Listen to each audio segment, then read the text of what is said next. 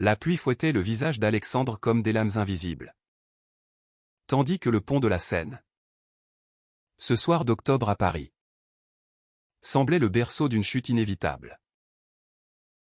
À 35 ans, il avait tout perdu, son travail d'architecte, rongé par une crise économique impitoyable. Sa femme qu'il avait quittée pour un amant plus jeune. Et surtout, cette étincelle intérieure qui faisait de la vie un chef-d'œuvre inachevé. Debout au bord du parapet, les eaux noires en contrebas l'appelaient d'une voix sournoise, promettant un oubli éternel. Soudain, une main chaude, tremblante, s'empara de son poignet, celle d'un garçon de 18 ans, aux yeux verts comme les vignes de Bordeaux, qui murmura d'une voix brisée, « Attends. Je sais ce que c'est que de se sentir invisible. » Alexandre se figea, le cœur battant la chamade. Tandis que le jeune homme, Julien, le tirait doucement en arrière, loin du vide. Ils s'effondrèrent ensemble sur le trottoir mouillé, sous les lumières orangées des réverbères. Et pour la première fois depuis des mois, Alexandre sentit une chaleur humaine percer son armure de glace. Julien, originaire d'un petit village provençal où les secrets de l'amour se chuchotaient derrière les volets clos, avait fui Paris pour échapper à une famille homophobe qui refusait son identité. Étudiant en art à la Sorbonne, il errait les rues la nuit, cherchant des âmes brisées comme la sienne. « Je t'ai vu hésiter. Comme moi hier soir. » avoua-t-il, les larmes se mêlant à la pluie sur ses joues. Alexandre, muet, ne pouvait détacher son regard de ce visage angélique. Ce corps frêle qui portait déjà les cicatrices d'un monde cruel. Était-ce le destin? Ou simplement la folie d'une nuit parisienne? Le lendemain, Alexandre se réveilla dans un petit appartement du Marais. Les murs tapissés de croquis inachevés et d'odeurs de café brûlé. Julien était là, endormi sur le canapé défoncé, une couverture jetée à la hâte sur ses épaules. Comment était-il arrivé là? Les souvenirs flous d'une marche titubante sous la averse, de rires forcés pour chasser les démons, et d'une confession murmurée au creux d'un café nocturne. Alexandre, ingénieur de formation mais poète dans l'âme, observa le garçon, ses lèvres légèrement entr'ouvertes, ses cils sombres comme des secrets non dits. À 35 ans, il avait toujours réprimé ses désirs, se mariant par convention, aimant en silence des ombres d'hommes croisés dans les files d'attente des musées. Julien, lui, était une explosion de vérité brute ou gaie assumée malgré les regards haineux de son père vigneron. Fier de son corps qui dansait la salsa dans les clubs underground de Belleville. Leur rencontre n'était pas un hasard, c'était un cri du cœur contre l'invisibilité. Au fil des jours, Paris devint leur toile vivante. Ils flânèrent le long des quais, main dans la main quand les ombres le permettaient, partageant des croissants tièdes sous les platanes jaunissants du Luxembourg. Alexandre raconta ses échecs, l'avortement d'un projet d'immeuble écologique à Lyon, la trahison de sa sœur qui avait vendu la maison familiale pour payer ses dettes de jeu. Julien, à son tour, déversa son âme, les nuits blanches à peindre des nus masculins dans son atelier exigu. Les messages homophobes glissaient sous sa porte d'étudiant. Leur amour naquit dans ces silences complices, dans un baiser volé sous l'Arc de Triomphe, où le trafic rugissait comme un avertissement. Mais la tendresse portait en elle les germes du drame. Julien, avec sa fougue juvénile, voulait crier leur histoire au monde. Alexandre, hanté par les années, craignait le scandale, les jugements des collègues restants, la peur d'être vu comme un prédateur. La tension monta comme une marée inexorable. Un soir, lors d'un dîner improvisé dans une brasserie de Montmartre, Julien surprit Alexandre en train de relire une lettre de sa ex-femme. Ces mots venimeux qui le rongeaient encore, « Tu n'as jamais su aimer vraiment ». Le garçon, impulsif, balaya la table d'un geste rageur, les verres se brisant en éclats cristallins. « Pourquoi te caches-tu? Nous sommes vivants. » Alexandre. « Regarde-moi, hurla-t-il, les yeux flamboyants. Les autres clients se turent, des regards curieux et hostiles se posant sur eux.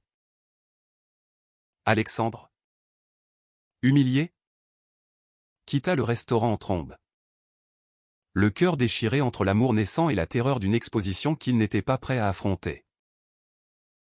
Julien le suivit dans la nuit, les rues pavées de Pigalle résonnant de leurs pas affolés. Ils se disputèrent sous la pluie fine. Des mots acérés comme des lames, « Tu as peur de moi. Ou de toi-même? Et toi?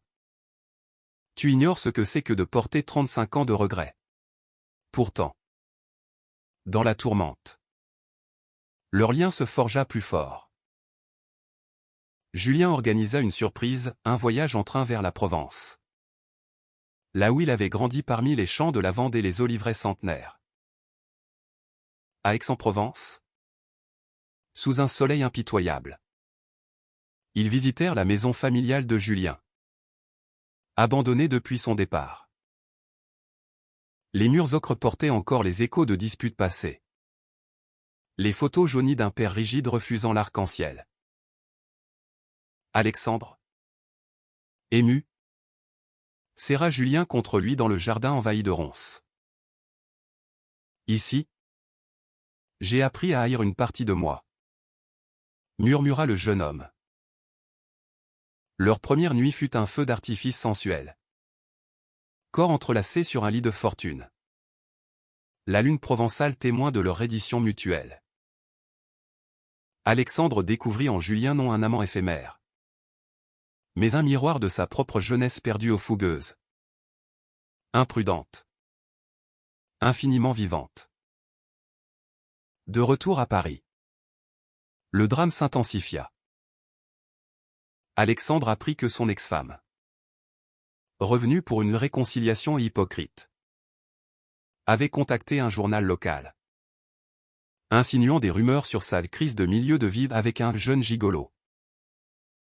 Les appels anonymes commencèrent, des collègues le traitant de pervers, des voisins jetant des regards obliques.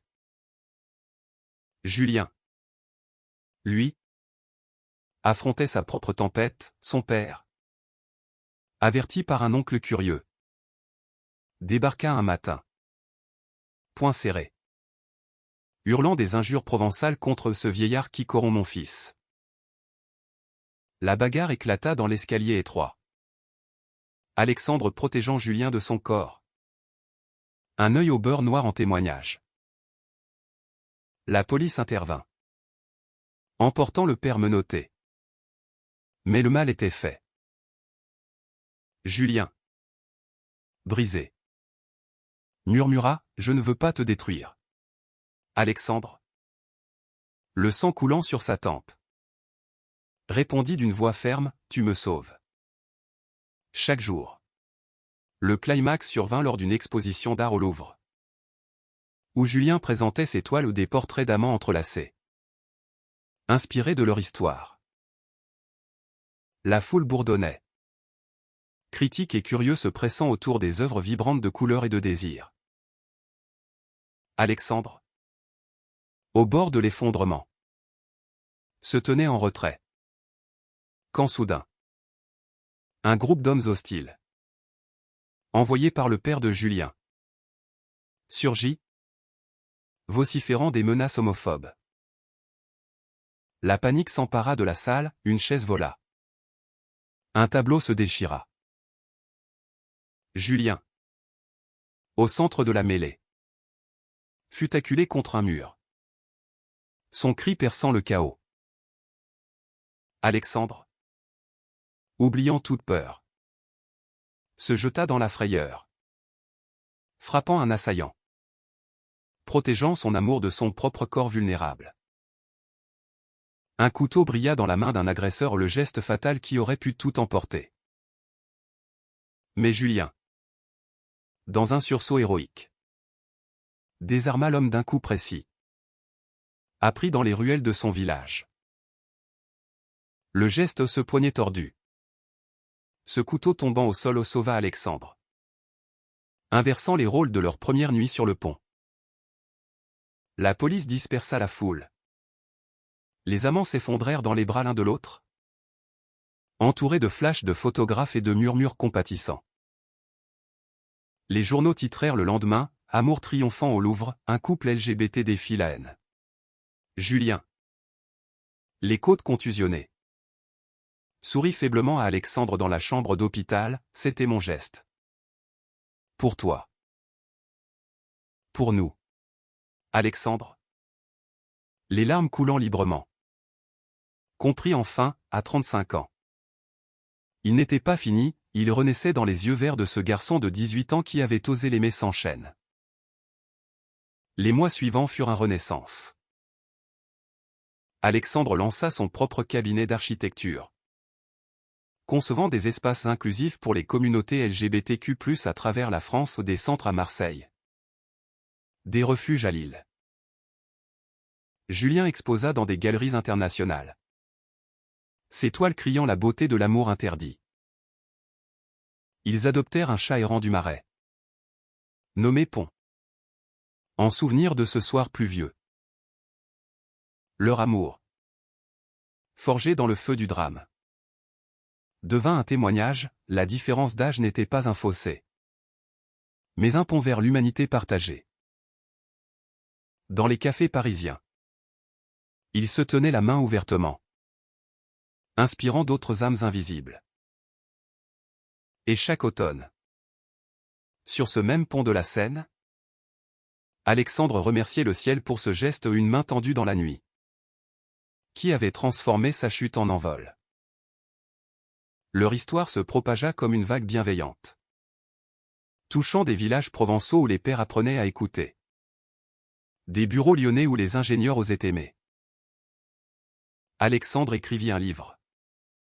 Le geste invisible, un best-seller qui humanisait les luttes LGBT, rappelant que l'amour, dans sa plus pure forme, transcende les âges, les peaux, les peurs. Julien illustra les pages de croquis tendres, capturant l'essence de leur union. À 40 ans pour l'un, 23 pour l'autre, ils se marièrent dans un petit château de la Loire, entourés d'amis divers, des artistes bohèmes, des militants acharnés, une sœur repentie, le prêtre, un allié discret, prononça, dans l'amour, nous trouvons notre éternité. Aujourd'hui, sous les toits de tuiles rouges d'un quartier animé de Lyon, au nouveau chapitre après Paris. Alexandre regarde Julien dormir. Son souffle régulier comme une berceuse. Le geste de ce garçon de 18 ans n'était pas seulement un sauvetage physique, c'était une renaissance spirituelle. Un rappel que l'humanité se mesure en actes de courage. Non en calendrier. Dans un monde encore prompt à juger. Leur amour est un phare, preuve que les cœurs brisés peuvent s'emboîter. Que la romance naît des abysses. Et que le vrai drame mène toujours à une lumière inoubliable. Paris s'éveillait sous un voile de brume automnale. Et avec elle, les doutes d'Alexandre refaisaient surface comme des ombres tenaces. Après l'exposition chaotique au Louvre, les médias avaient transformé leur drame en saga nationale. Mais la gloire éphémère ne guérissait pas les plaies profondes. Julien, encore marqué par les bleus de l'affrontement, insistait pour qu'il fût la capitale. Direction le sud, peut-être Nice, où la Méditerranée murmurait des promesses de paix. Laisse-moi te montrer la mer. Alexandre. Elle efface tout, plaidait-il. Ses yeux verts pétillants d'un espoir juvénile qui désarmait le cynisme de l'aîné. Alexandre, hanté par les échos des insultes paternelles, accepta à contre-cœur. Le TGV filait à travers les vignobles bourguignons. Et pour la première fois, il se permit de rêver, une vie sans masque, où l'amour n'était pas un secret honteux. À Nice, l'air salin les enveloppa comme une étreinte bienveillante.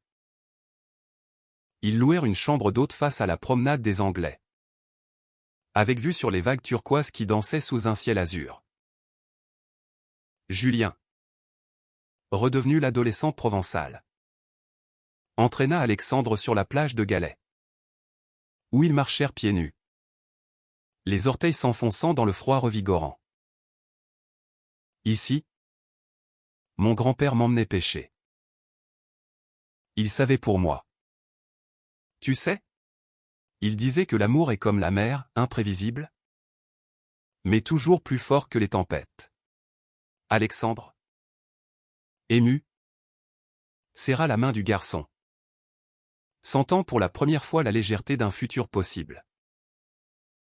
Leur soirée était des symphonies de tendresse, dîners de soca croustillantes dans des ruelles étroites, danse lente sur la musique d'un accordéoniste de rue, et nuit où leurs corps s'entremêlaient sous les draps légers, explorant les contours de l'autre avec une urgence apaisée.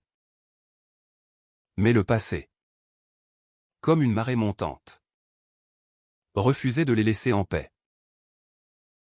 Une lettre arriva de Provence, le père de Julien, après des semaines de silence radio, implorait une rencontre.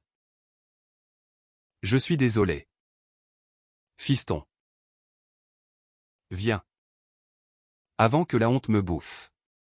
Julien, déchiré, montra la missive à Alexandre, les larmes coulant sur ses joues bronzées par le soleil niçois. Et si c'était une embuscade? Ou pire, une pitié feinte? Alexandre, qui avait lui-même coupé les ponts avec sa propre famille après le divorce, posa une main ferme sur l'épaule de son amant. L'amour vrai affronte les fantômes. Allons-y ensemble.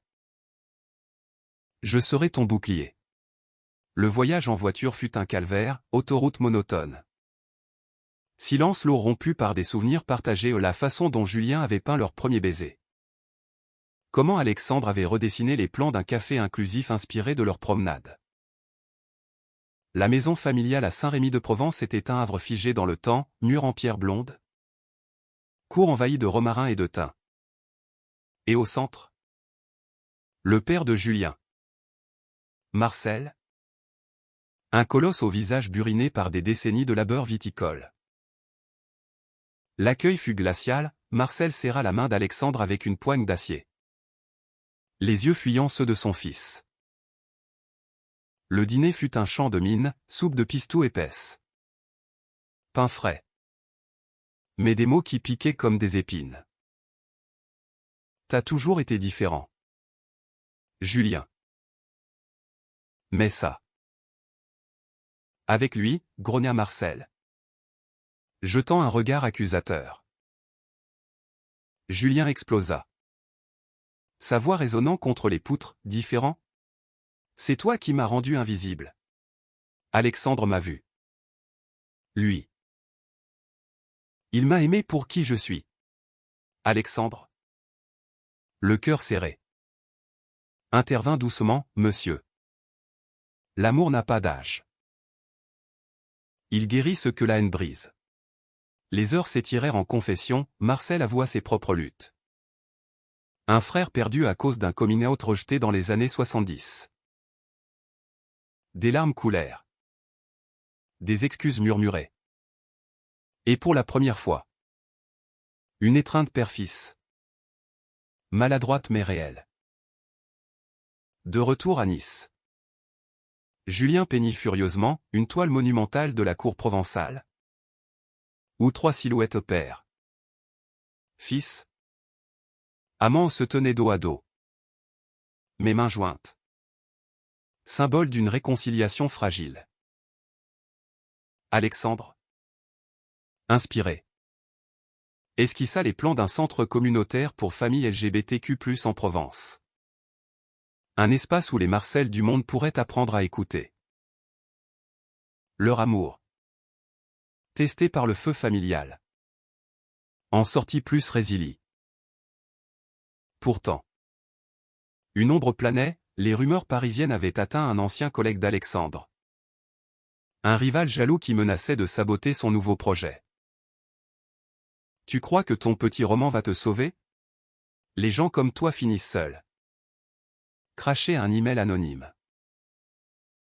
La peur revint.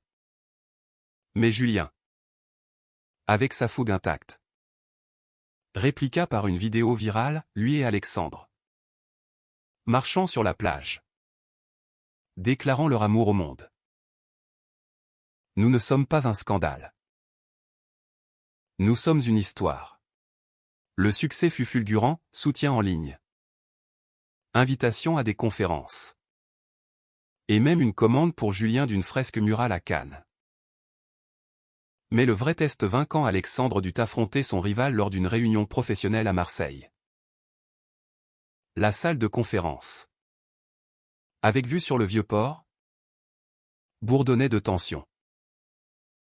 Le collègue, un homme bedonnant au sourire faux, lança des piques voilées sur les distractions personnelles.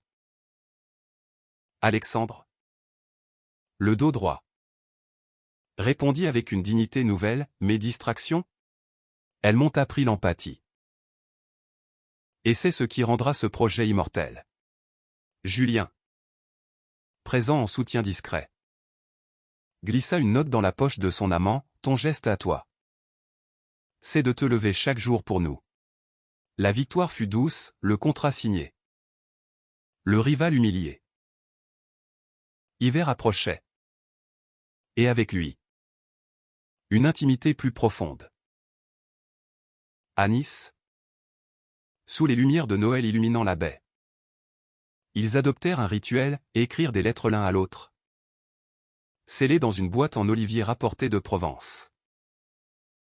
Alexandre y confiait ses peurs d'un avenir incertain, Julien, ses rêves de galerie new-yorkaise. Leur romance s'épanouissait en gestes quotidiens, un café partagé au lever du soleil. Une danse improvisée sur la jetée quand la mer chantait. Pourtant, la kermesse de la vie réservait encore des surprises. Une ancienne flamme de Julien, un artiste charismatique de Toulouse, réapparu lors d'un festival de films queer, semant le doute. Il est trop vieux pour toi, chérie. Tu mérites la passion éternelle, susurra l'intrus lors d'une after-party animée. Julien, loyal, repoussa l'avance. Mais le poison du doute s'insinua, et si Alexandre, avec ses cicatrices, n'était pas assez? La nuit fut orageuse, la Méditerranée se déchaînait. Miroir de leurs âmes tourmentées. Alexandre, sentant la distance, confronta Julien, dis-moi la vérité. Suis-je un poids? Les mots jaillirent comme un torrent, confession de peur mutuelle. Rire mêlé à des sanglots. Et une réaffirmation physique. Urgente? Qui balaya les ombres. Tu es mon geste inoubliable, murmura Julien, traçant du doigt les rides au coin des yeux d'Alexandre. Le lendemain, ils gravirent le sentier côtier Vérèze, village perché au parfum de mimosa, où un panorama infini scella leur pacte, affronter ensemble les tempêtes à venir. Le printemps niçois fleurissait en explosions de jasmin et de bougainvilliers. Mais pour Alexandre et Julien, il apporta une nouvelle épreuve, la maladie. Lors d'un contrôle de routine, Alexandre découvrit une ombre au poumon, un vestige du stress accumulé, diagnostiqué comme un début de cancer précoce. Le médecin, un Provençal bourru aux mains calleuses, Annonça la nouvelle avec une franchise déconcertante, c'est traitable. Mais il faudra du courage. Monsieur Julien. Présent à l'hôpital de Nice. Blêmi. Ses doigts serrant ceux d'Alexandre jusqu'à en blanchir les jointures. On va s'en sortir. Ensemble. Jura-t-il. Sa voix chevrotante trahissant la terreur d'un jeune homme confronté à la fragilité de l'être aimé. Les semaines suivantes furent un tourbillon de chimio et de tendresse. Alexandre, affaibli par les nausées, rentra à leur chambre d'hôte, où Julien transforma l'espace en sanctuaire, bouquet de lavande fraîche cueillie en Provence. Playlist de chansons françaises mélancoliques Piaf, Brassens, pour apaiser les nuits fiévreuses. Julien, abandonnant temporairement ses cours d'art, devint infirmier d'âme, il lisait à voix haute des extraits de Proust. Massait les épaules nouées d'Alexandre. Et peignait des portraits de lui en guerrier. Corps amaigris mais regards invincibles. Tu es beau. Même dans la bataille. Murmurait-il, embrassant les veines saillantes des avant-bras. Alexandre, dans ses moments de lucidité, esquissait des plans fous, un jardin thérapeutique pour patients LGBTQ+ à Nice, où la nature guérirait les corps et les cœurs. La nouvelle se répandit comme une traînée de poudre parmi leurs soutiens. Marcel, le père de Julien, arriva sans prévenir. Un panier de produits provençaux à la main, huile d'olive, tapenade et une bouteille de rosé millésimée. T'es pas seul, fiston. Et toi non plus, Alexandre, grommela-t-il, aidant maladroitement à préparer un repas. Les soirées devinrent rituels familiaux improbables, Marcel racontant des anecdotes de vendange, Julien riant aux éclats, Alexandre trouvant force dans cette trinité inattendue. Mais la maladie ravivait les démons intérieurs. Une nuit, sous l'emprise de la morphine, Alexandre confessa, « Et si je te laisse ? Tu es si jeune. » Julien. Trouve quelqu'un qui te suivra jusqu'au bout. Le garçon, les yeux rougis, secoua la tête avec fureur, le bout ? Notre histoire n'a pas de fin. Tu m'as sauvé d'abord, maintenant. C'est mon tour. Pour briser la monotonie des traitements. Julien organisa une escapade secrète, un pèlerinage à Saint-Paul-de-Vence. Village d'artistes niché dans les collines. Ils roulèrent en décapotable emprunté. Le vent salé fouettant leurs cheveux. S'arrêtant pour pique-niquer au bord de falaises abruptes. Dans la chapelle du Rosaire. Décorée par Matisse. Julien s'agenouilla, priant en silence pour un miracle. Alexandre, athée repenti, posa une main sur son épaule, ton geste. Là sur le pont. Il m'a déjà donné la vie éternelle. Leur baiser. Là, sous les vitraux bleus, fut un serment, vivre chaque instant comme le dernier. Aimer sans réserve. La rémission vint comme une aube inattendue. Les scanners clairs. Les médecins hochant la tête avec soulagement. Alexandre, revigoré, plongea dans son projet de jardin, un oasis de 2 hectares. Planté de roses sauvages et de bancs sculptés. Inauguré lors d'un festival queer en juin. Julien y exposa une série de toiles, gestes d'amour. Portraits de couples divers jeunes. Vieux. Trans. CIS capturant l'essence de la résilience LGBT. Marcel, fier malgré lui, coupa le ruban d'inauguration. Sa voix éraillée prononçant, pour mon fils. Et pour tous ceux qui osent aimer. La presse locale acclama. Et soudain, des dons affluèrent, un fonds pour soutenir les familles en crise. Mais la joie porta son ombre, la sœur d'Alexandre. Élise contacta enfin. Rongée par la culpabilité de ses actes passés. J'ai lu ton histoire dans le journal. Pardonne-moi. Frère. La réunion à Lyon fut tendue, Élise. Élégante avocate aux cheveux poivre et sel. Offrit des excuses larmoyantes dans un salon de thé feutré. Julien. Médiateur naturel. Posa les questions difficiles, pourquoi as-tu vendu la maison? Était-ce vraiment pour tes dettes? Ou pour punir? Élise craqua. Avouant une jalousie mesquine envers la liberté naissante de son frère. La réconciliation fut laborieuse. Mais réelle, Élise promit de rejoindre le Conseil du Jardin. Utilisant son expertise pour protéger les droits des couples comme le leur. L'été les trouva en croisière le long de la Côte d'Azur. Un cadeau de Marcel pour célébrer la santé revenue. Sur le pont du yacht. Sous un ciel étoilé. Julien et Alexandre dansèrent au son des vagues. Corps collés dans une valse intime. À 36 ans. Je me sens renaître. Confia Alexandre. Sa main sur la nuque du garçon. Julien rit. Espiègle, et moi. À 19. Je sais que l'amour n'a pas d'âge. Leur nuit fut un feu d'artifice sensuel.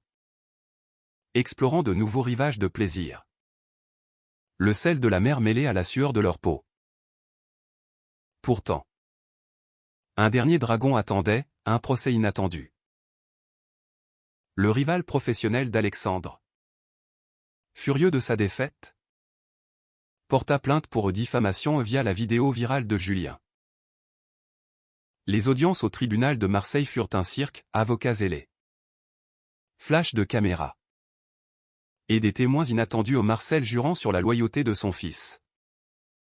Élise plaidant pour la vérité. Julien. En témoin star. Décrivit leur rencontre avec une poésie brute, son geste à lui fut de m'écouter quand le monde hurlait. Le mien? Le lui rendre? Chaque jour. Le juge?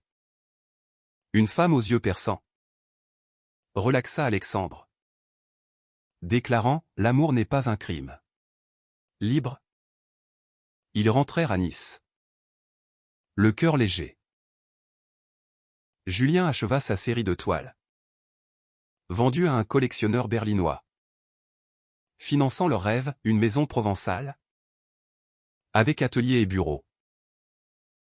Alexandre planta le premier arbre du jardin. Un olivier centenaire symbolisant l'endurance. Leur amour. Passé par les flammes. Émergeait diamantin, un témoignage que les gestes d'amour. Grand ou petit. Tissent l'étoffe de l'humanité. Automne revenait. Drapant la côte d'Azur d'un manteau ocre et pourpre. Et avec lui. Une phase de consolidation pour Alexandre et Julien. La maison provençale, acquise près d'Avignon, devint leur havre, pierre blonde chauffée par le soleil. Vigne grimpant au mur. Et un atelier lumineux où Julien sculptait maintenant. Après la peinture. Des formes abstraites évoquant des corps enlacés. Alexandre y installa son bureau. Entouré de maquettes d'espaces inclusifs des théâtres pour spectacles queer à Toulouse. Des bibliothèques arc-en-ciel à Bordeaux. Marcel. Redevenu pilier. Aidé aux vendanges. Glissant parfois des conseils paternels, l'amour. Fiston. C'est comme le vin, il s'améliore avec le temps. Leur routine était un poème vécu, matin paresseux avec café et croissant. Après-midi de travail entrelacé de pauses tendres à un baiser volé dans le jardin. Une main sur la cuisse pendant une visioconférence. Julien. Maintenant 20 ans. Explorait sa bisexualité avec curiosité. Mais toujours ancré dans Alexandre. Son roc. Tu m'as appris la patience. Avouait-il lors d'une promenade le long du Rhône. Alexandre, à 37 ans, se surprenait à flirter avec la légèreté, des tatouages discrets sur l'avant-bras. Un piercing à l'oreille inspiré par Julien. Signe d'une renaissance physique autant qu'émotionnelle. Mais le drame familial ressurgit sous une forme inattendue. Élise. En pleine crise personnelle, son mari l'a quittée pour une collègue plus jeune. Débarqua à Avignon. Valise à la main. Cherchant refuge. Je suis perdu. Alexandre. Comme toi avant. Les premiers jours furent orageux, reproches refoulés. Accusations lancées autour de dîners tendus. Julien, diplomate né, organisa une thérapie de groupe avec un psychologue local spécialisé en dynamique familiale LGBTQ+. Les sessions. Dans un cabinet surplombant les remparts. Déterré des tombes, la mère décédée d'Alexandre. Alcoolique cachant ses propres secrets, les attentes étouffantes d'Élise pour un frère parfait. Petit à petit. Les murs tombèrent, Élise pleura en avouant son admiration secrète pour la bravoure d'Alexandre.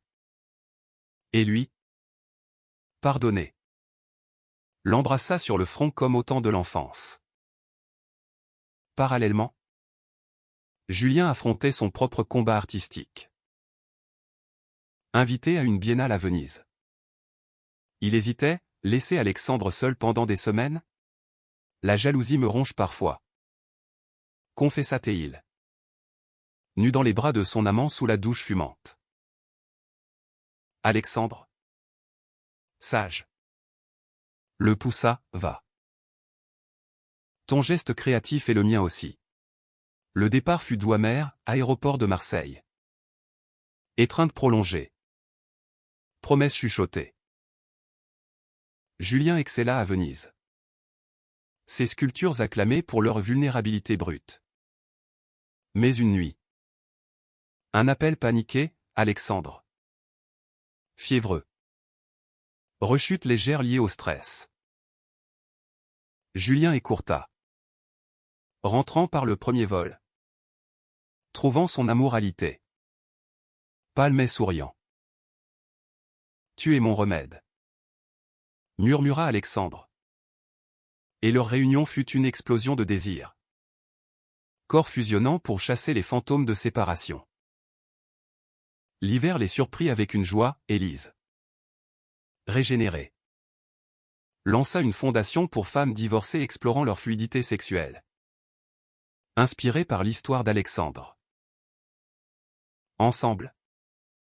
Ils organisèrent un sommet à Avignon, Amours invisibles, où couples intergénérationnels partageaient leurs récits.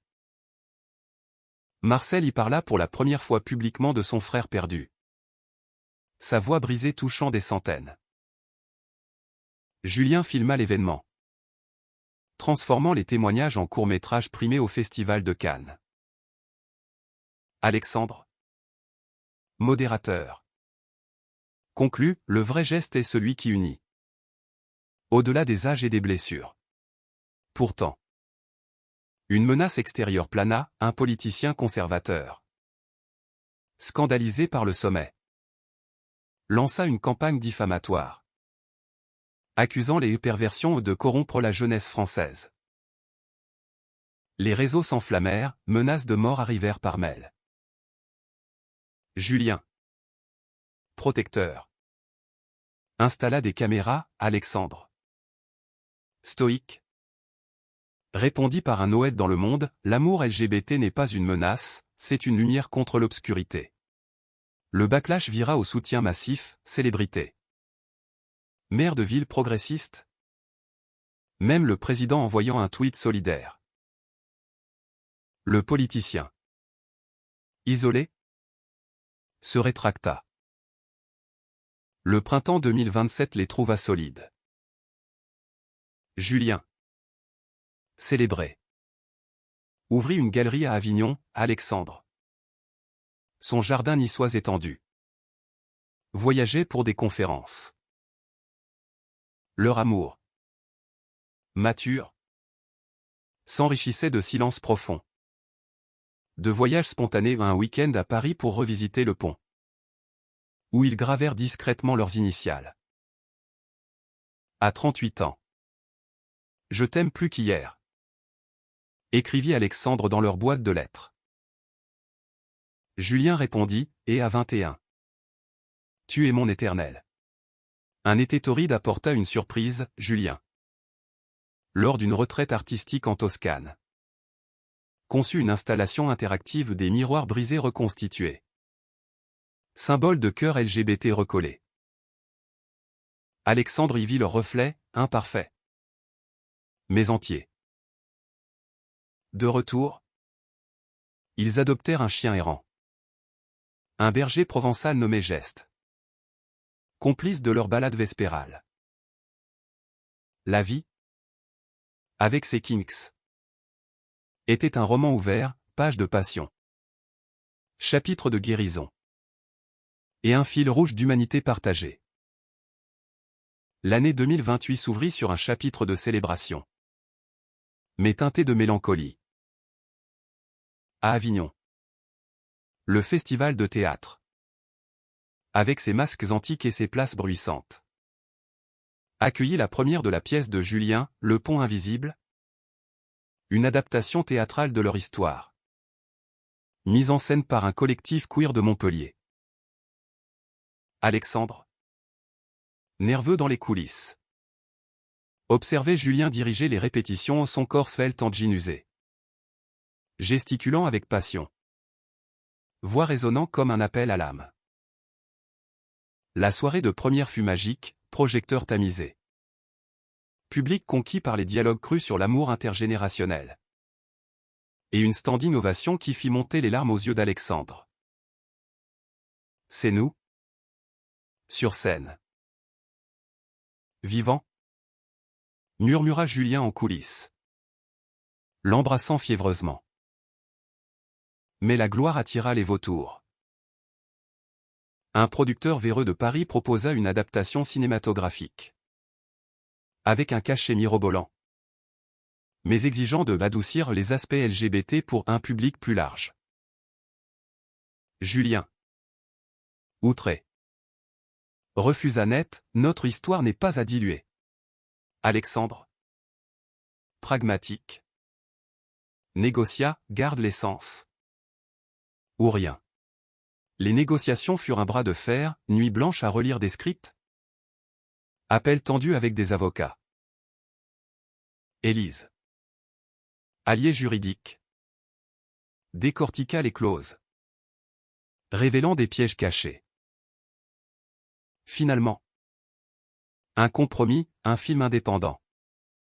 Financé par crowdfunding. Fidèle à l'esprit. Le tournage à Provence fut une aventure, acteurs inspirés par leur rôle ou un quarantenaire mélancolique et un genou fougueux. Et Julien assistant à la réalisation. Alexandre consultant pour l'authenticité architecturale. Parallèlement, Marcel affrontait son propre crépuscule. À 70 ans. Un infarctus le cloua au lit de l'hôpital d'Avignon. Julien veilla des nuits entières. Tenant la main calleuse de son père. Récitant des poèmes de Verlaine pour apaiser la douleur. Alexandre. En soutien. Cuisina des bouillons provençaux. Rappelant à Marcel, vous m'avez accueilli comme un fils. Laissez-moi vous rendre l'appareil. Les visites devinrent des ponts, Marcel confiant ses regrets sur une vie hétéronormée. Avouant une attirance refoulée pour un ami d'enfance. J'ai été dur parce que j'avais peur en moi. Murmura-t-il. Julien. Pardonnez. Pleura, père. Votre geste maintenant est d'accepter. Marcel guérit. Plus sage. Et lors d'une sortie en fauteuil roulant dans les vignes. Il bénit leur union, allez. Mariez-vous. La vie est trop courte pour les hontes. Le mariage fut un événement intime. En septembre, dans un mas restauré près de Gordes. 30 invités, Élise en demoiselle d'honneur. Des artistes de Venise. Des militants de Lyon. Julien. En costume blanc fluide. Yeux verts brillants. Prononça ses vœux, ton geste m'a sauvé, le mien te portera toujours. Alexandre. Ému. Répondit, à 40 ans. Tu es ma jeunesse éternelle. Le prêtre. Un allié queer. Unit leurs mains sous un arc de lavande. Et la fête fut un tourbillon, danse folle. Toast à l'amour victorieux. Et une nuit de noces sous les étoiles. Corps et âme fusionnés en une symphonie parfaite. L'automne post-mariage apporta des défis créatifs. Julien. Épuisé par le film. Sombra dans un doute artistique, et si j'ai tout dit? Alexandre. En thérapeute d'amour. L'emmena en retraite à l'abbaye de Sénanque. Entouré de champs violets. Là. En silence monastique. Julien sculpta une pièce maîtresse, deux mains entrelacées. L'une ridée. L'autre lisse. Émergeant d'un bloc de marbre provençal. C'est nous. Solide dans la fragilité. Alexandre. Inspiré. Dessina un mémorial pour victimes d'homophobie. À ériger à Paris. Leur synergie était magique, idées rebondissant comme des vagues. Nuit passée à brainstormer au coin du feu. Pourtant. Une tempête personnelle frappa Élise, diagnostiquée avec une dépression sévère. Elle tenta le suicide. Sauvée in extremis par un appel désespéré. Alexandre et Julien volèrent à Lyon. La trouvant pâle dans une chambre d'hôpital aseptisée. Je me sentais seul. Comme toi avant le pont. Sanglota-t-elle. Les semaines de convalescence furent un cocon familial, Julien peignant des mandalas thérapeutiques. Alexandre organisant des sorties douces au parc de la Tête d'Or. Élise. Touchée. Confia, votre amour m'a montré que la guérison est possible. Elle rejoignit une thérapie de groupe. Émergeant plus forte. Écho écrivit un chapitre pour le livre d'Alexandre sur la résilience familiale. Hiver 2029 Lévi voyager, un tour de France en van. Visitant des chapitres LGBT Rennes pour des Pride March. Strasbourg pour des ateliers inclusifs. Chaque arrêt était une leçon, à Bordeaux. Ils aidèrent un jeune fugueur. Rappelant Julien à 18 ans, à Lille. Alexandre parla à des ingénieurs seniors sur l'acceptation tardive. Geste. Leur chien. Aboyait joyeusement aux découvertes. De retour à Avignon. Le film sorti, critiques élogieuses.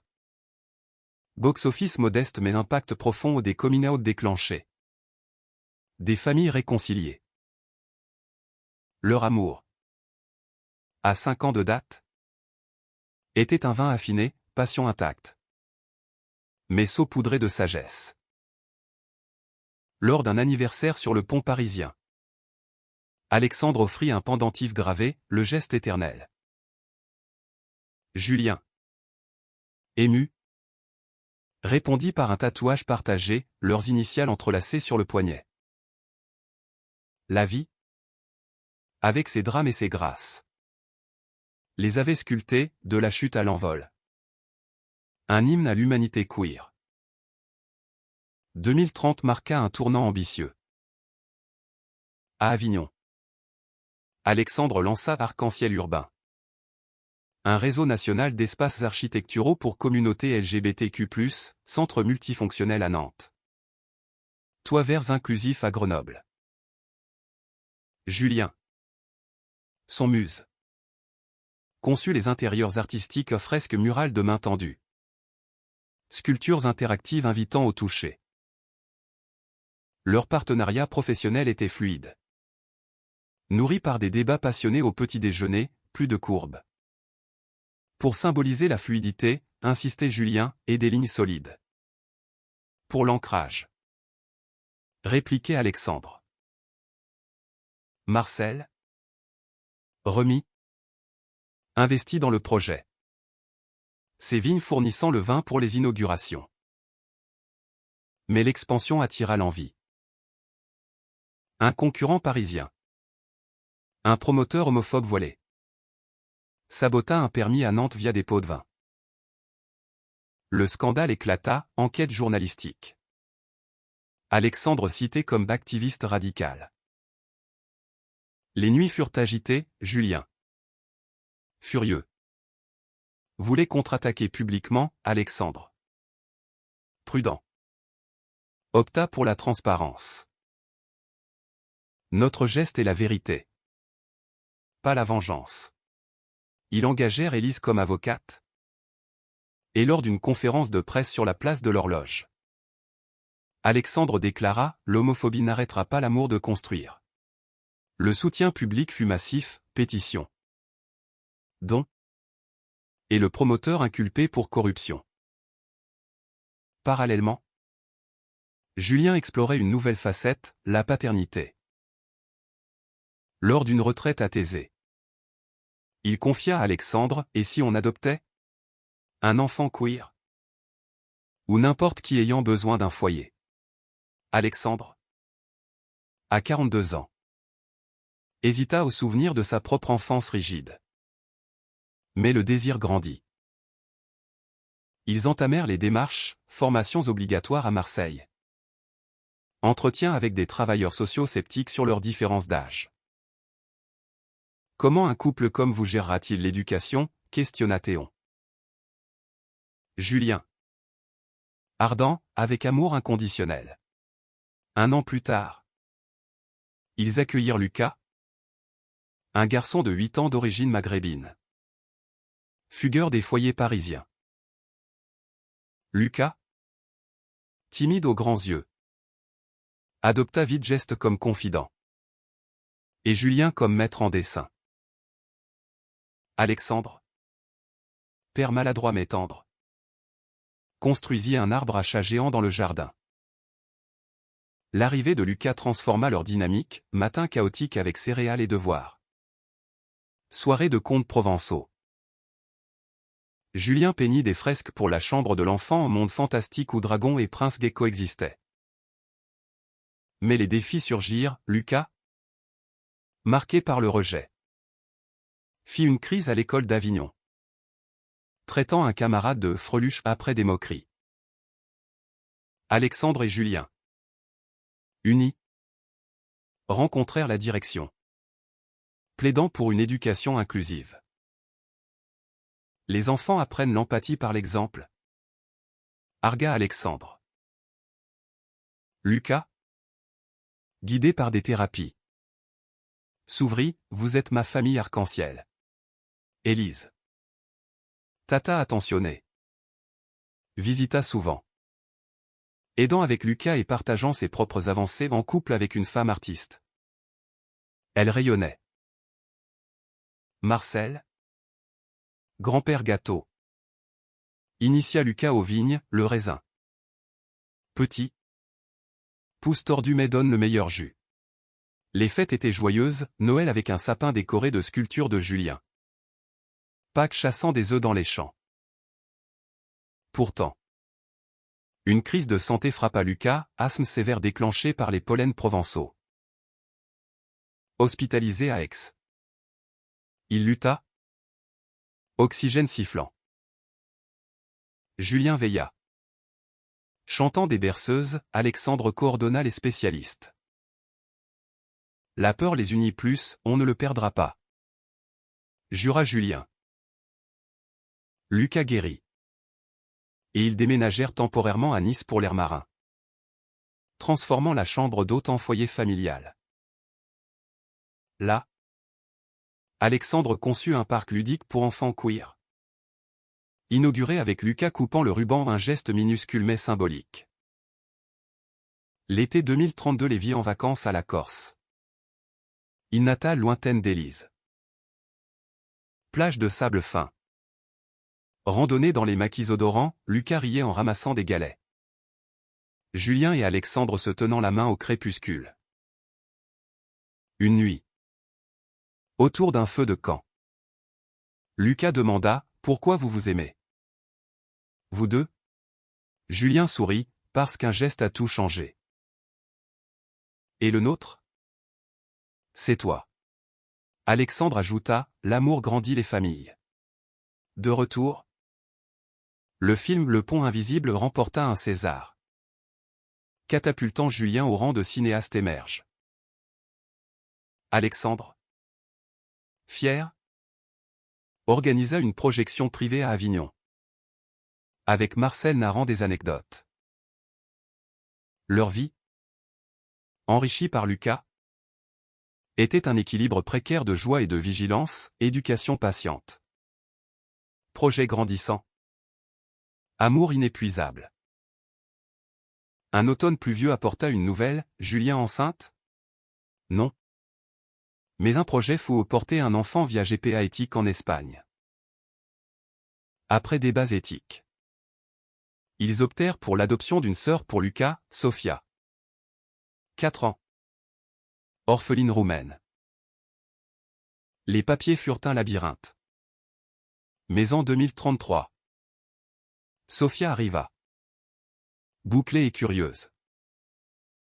Le chaos familial devint symphonie, rire, dispute, câlin. Julien enseignait l'art, Alexandre. Les sciences, tous.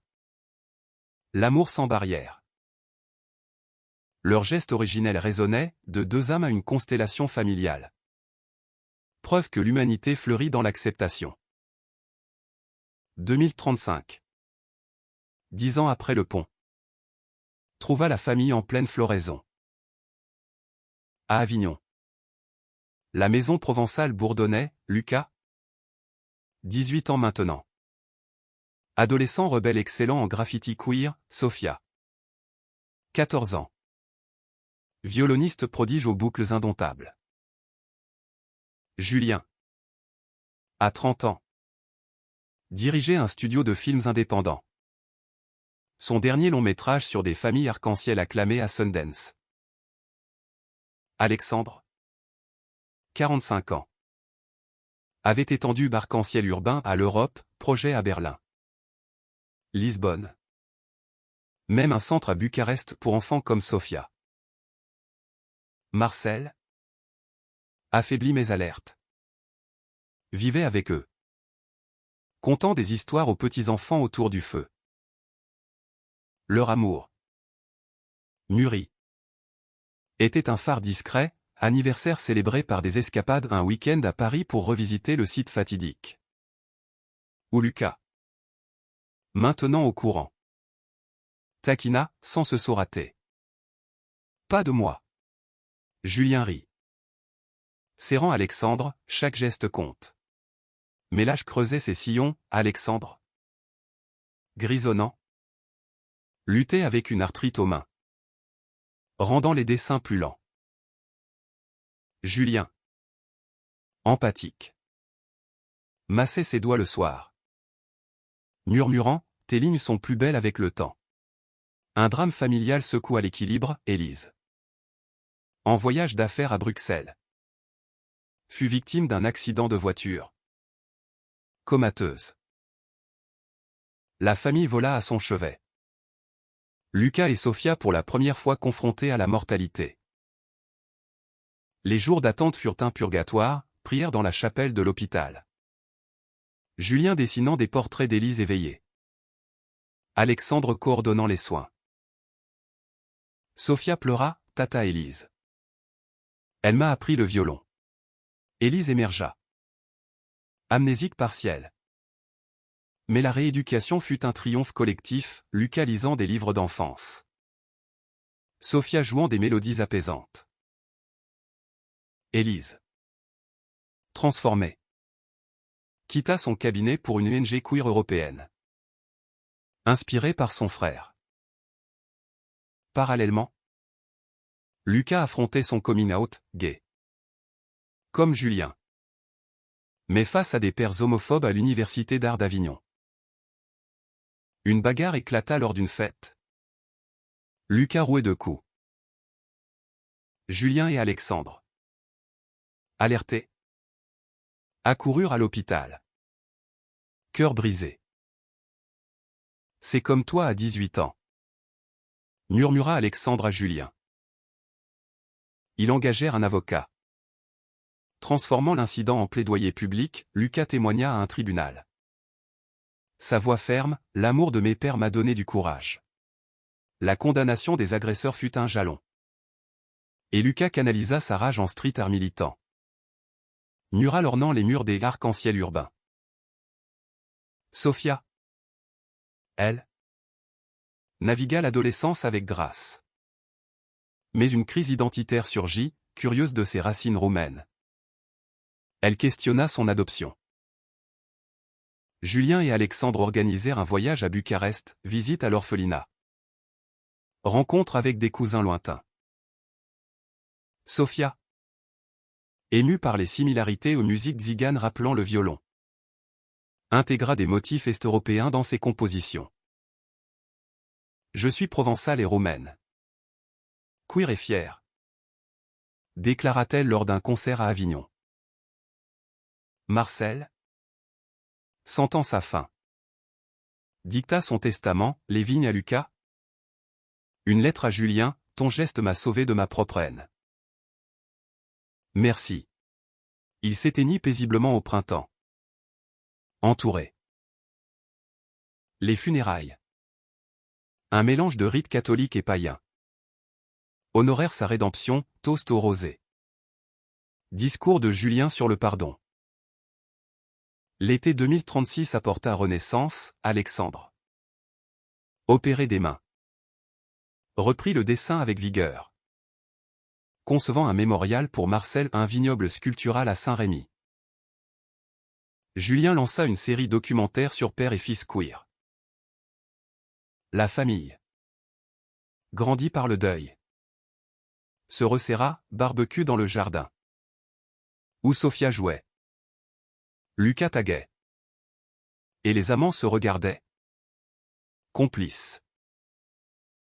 Un ouragan personnel frappa, Julien. Stressé par un tournage à Rome. Fit une crise de panique. Doutant de leur équilibre. Avec les enfants. L'amour. Suis-je assez? Alexandre. Sage. L'emmena en retraite au Mont Ventoux, ascension lente. Vue panoramique sur la Provence.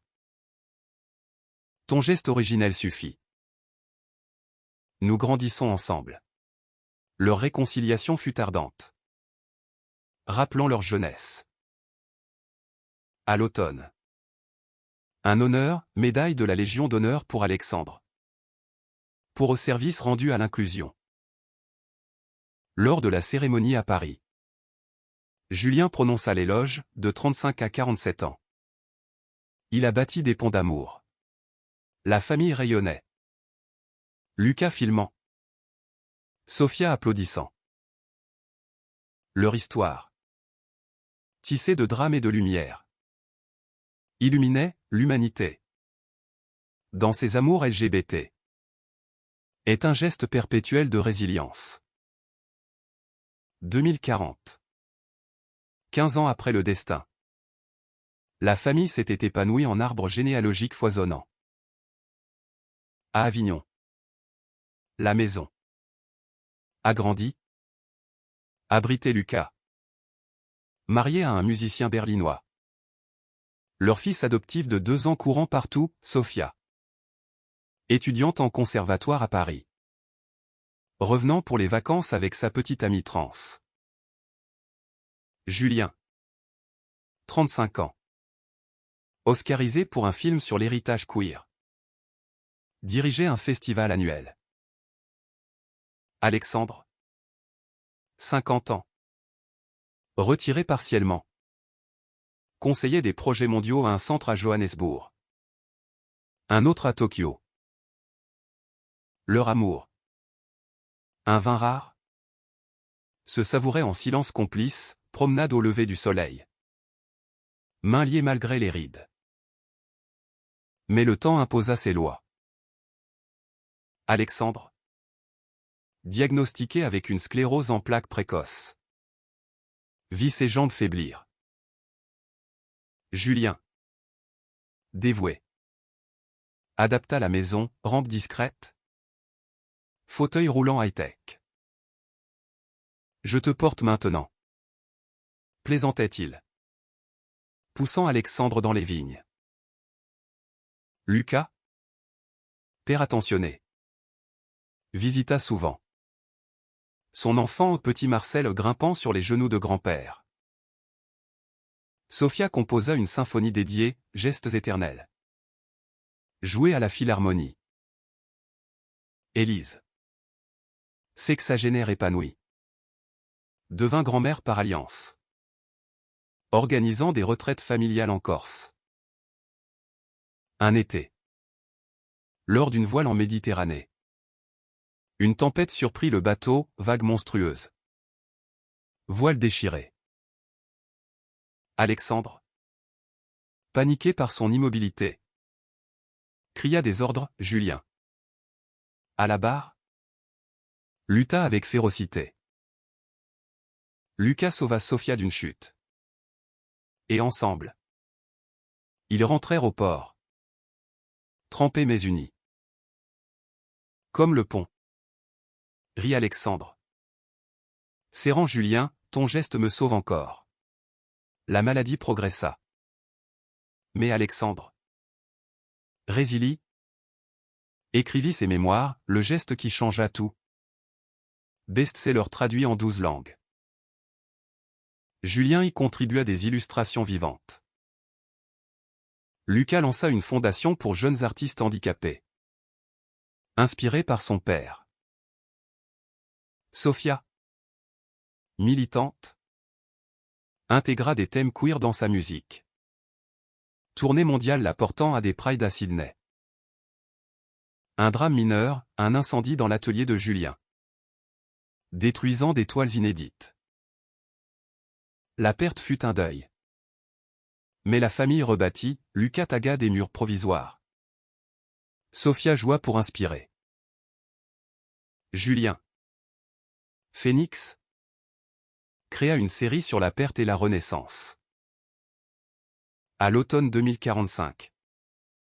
Alexandre. Confiné au fauteuil. Organisa une réunion familiale sur le pont de la Seine. Julien. 50 ans. Roula jusqu'au parapet, 20 ans. Et ton geste est immortel. Les petits-enfants. Lucas et Sophia encerclant. Posèrent pour une photo, génération liée par l'amour. Alexandre murmura, l'humanité. C'est ça, des gestes qui traversent le temps. Leur fin de vie fut sereine, Alexandre s'éteignit paisiblement à 60 ans. Entouré. Julien tenant sa main. Julien. Veuf mais entier. Continua, film. Sculpture. Un mémorial au pont. Son dernier geste, une fondation à Alexandre S. Bridge. Reliant âme queer mondialement. L'histoire. Close dans la chair. Vivait éternel, un garçon de 18 ans avait tendu la main. Et l'univers en avait fleuri.